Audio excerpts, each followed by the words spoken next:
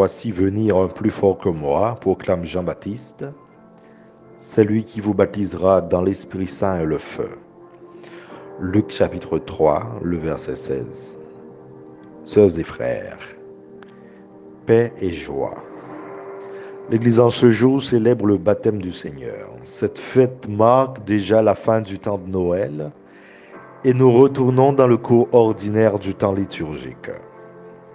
La page évangélique du jour nous met en face d'une scène pittoresque. Jean qui baptise et Jésus qui est confirmé dans l'amour et la confiance par l'Esprit Saint sous la forme d'une colombe de la part du Père.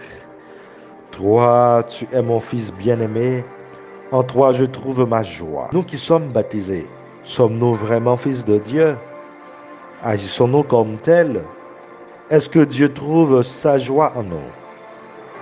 Jean le Baptiste, encore appelé le précurseur, est cette voix rude et exigeante qui criait dans le désert, proclamant un baptême de conversion, la consolation d'Israël et la bonne nouvelle de celui qui doit venir. Mais il est contrastant que Jésus se soumette à un rite destiné à préparer sa propre venue. Car le baptême de Jean fut un baptême de repentir pour la rémission des péchés. Luc chapitre 3, le verset 3. Jésus qui se fait baptiser par Jean vient se rendre solidaire des pécheurs. Et il préfigure par ce rite l'heure où il prendra le visage de notre détresse et de notre mal. Il s'est fait pécher, dira Paul, 2 Corinthiens 5, 21. Jésus est descendu dans les eaux du baptême pour prendre sur lui nos péchés et purifier ainsi les eaux du baptême. Ce sacrement initie à la vie chrétienne. C'est quoi un sacrement? C'est quoi les sacrements? Les sacrements sont des signes visibles du don gratuit de Dieu. Ils sont porteurs de grâce et nous permettent d'expérimenter la présence de Dieu en nous. Le baptême est un don de Dieu. Il est avant tout signe que Dieu, en Jésus-Christ, est venu nous sauver. Le mystère de la foi est que l'acte de Dieu, son propre don, nous est offert gratuitement, bien avant que nous commencions à le reconnaître, le désirer ou le comprendre. Le baptême est une initiation à la famille de Dieu. Une nouvelle relation familiale est formée. Une promesse de fidélité nous soutient.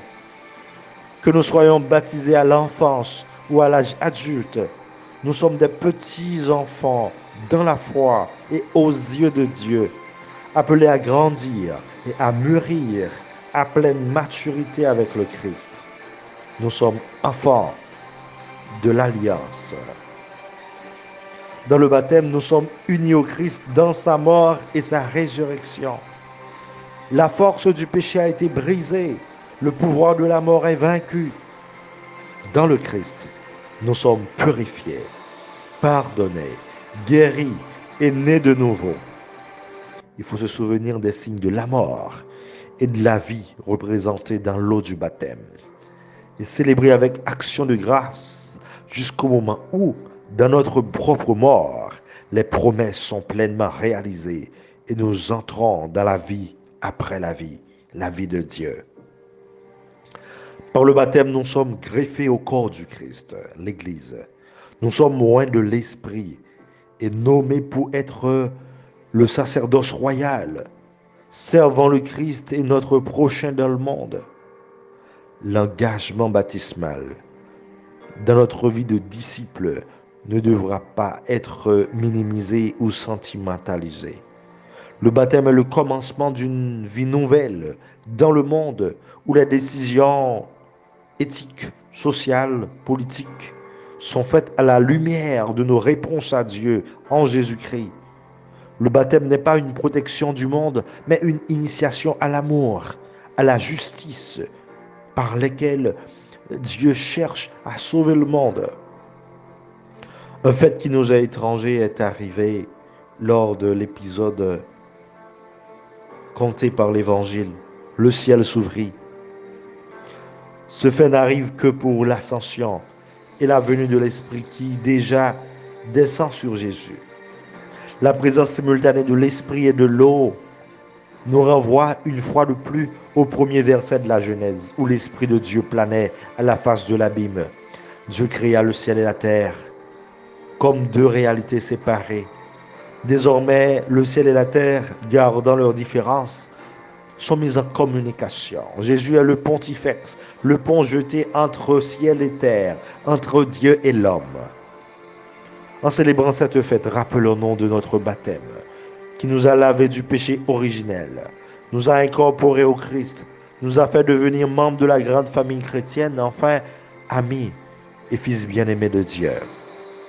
Frères et sœurs, que notre engagement baptismal donne au monde le goût d'espérer que le lendemain meilleur est possible et que cette année nouvelle peut être meilleure.